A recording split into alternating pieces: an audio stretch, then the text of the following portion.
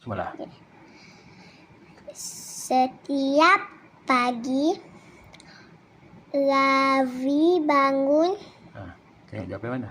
awal Okey. untuk bersiap ke sekolah. Okey. Dia menaiki Okey. bas sekolah di hadapan rumahnya. Okey. Ni bawah.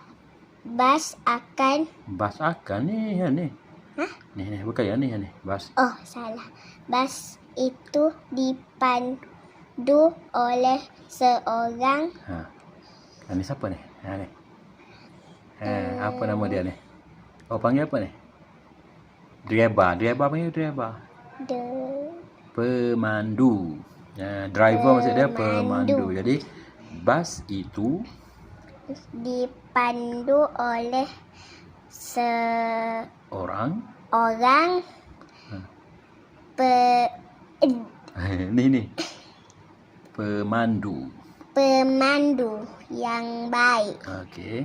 Bas akan apa? Kali nak ambil orang jadi bas akan apa panggil? Akan berhenti. Jadi bas akan berhenti. Okey.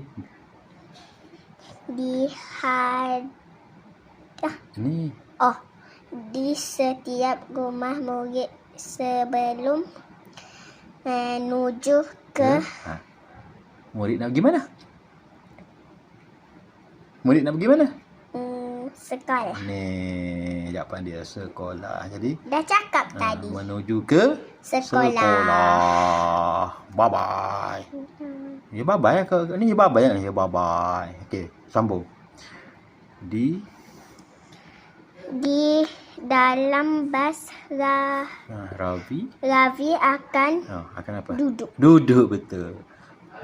Bersama kawan. Kawan ada kawan. Oh betul lah. Okey, patut.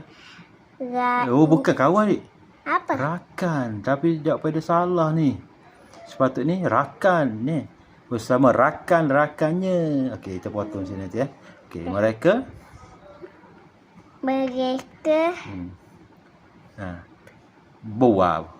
berborak. Mana? Ni. Berbual. Sambil ketawa. Macam mana ketawa? Ha. Okey, baca. Ravi berasa selamat. Kerana Bahasa selamat ke? Apa?